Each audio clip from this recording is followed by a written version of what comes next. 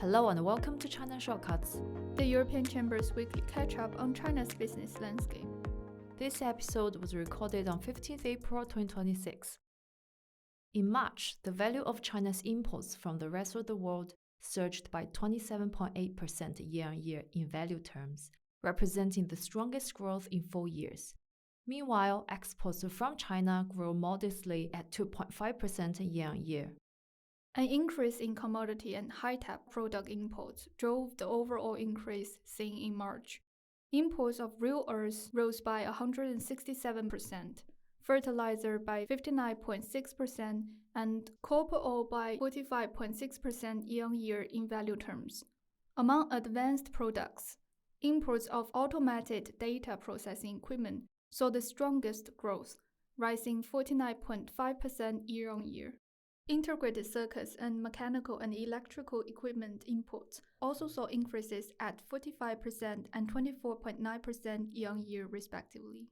On a per-country and territory basis, imports routed through Hong Kong saw the strongest growth, growing 334.6% year-on-year in March. However, despite the overall surge in imports, many markets saw a continued expansion of their trade deficits with China, with Chinese exports outpacing imports. In March, China's imports from the European Union rose 10.5%, while exports to the EU increased 21.1% year-on-year in value terms. China's exports to the rest of the world saw more modest growth across the board. Toy exports fell by 14.8%, steel by 10.8%, and rare earths by 9% year-on-year in value terms. Most other products categories saw stagnation or modest increases. Outliers were integrated circuits and automobile exports, which increased 77.5% and 58.5% year-on-year.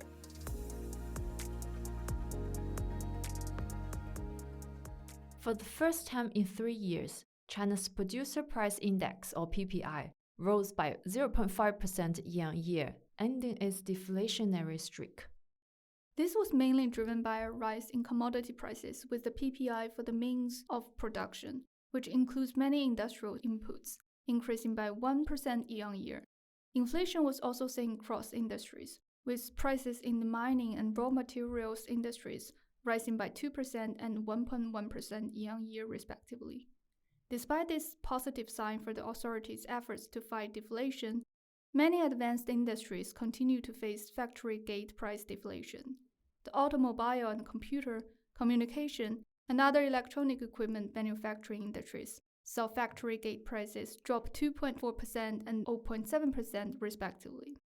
The PPI for consumer goods remained in deflationary territory in March, recording an overall decrease of 1.3% year-on-year. Prices for a range of other goods fell, with food prices declining 1.7%, daily necessities 1.4%, and clothing prices 1.1% year-on-year.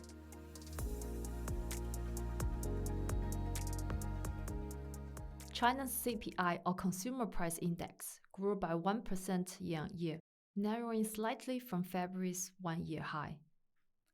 CPI growth in March was driven by increases in the price for consumer goods, which rose by 1.5% year-on-year. Food price inflation, which had driven CPI growth in previous months, eased in March, coming at 0.3% year-on-year. This was mainly due to a fall in meat prices.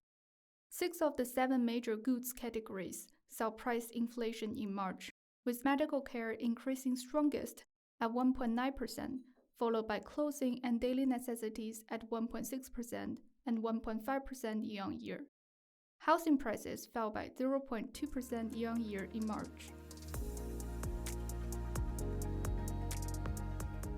Spanish Prime Minister Pedro Sanchez is visiting China between the 11th and 15th of April and met with President Xi Jinping on Tuesday, 14th April. A range of issues were discussed by the two leaders, from climate change to security and defense to international trade. Within the EU, Sanchez is an advocate for closer ties between Europe and China. Much of his visit was therefore focused on improving economic ties and discussing lingering tensions. Sanchez also emphasized that the current trade imbalance between the two regions is unsustainable. After the meeting on 14th of April, China agreed to measures that would narrow Spain's trade deficit with China. On 14th April, the European Chamber published Exporting Control, China's new strategic toolkit. The report dives deep into the development of China's export control regime, which has enabled the country to control the global supply of strategic goods like rare earths. Given that a significant expansion of China's export control regime is set to enter force in November 2026, the report calls for urgent action by China to prevent supply chain disruptions later in the year. Thanks for listening, and don't forget to tune in again next week. In the meantime, please find useful links in the episode notes.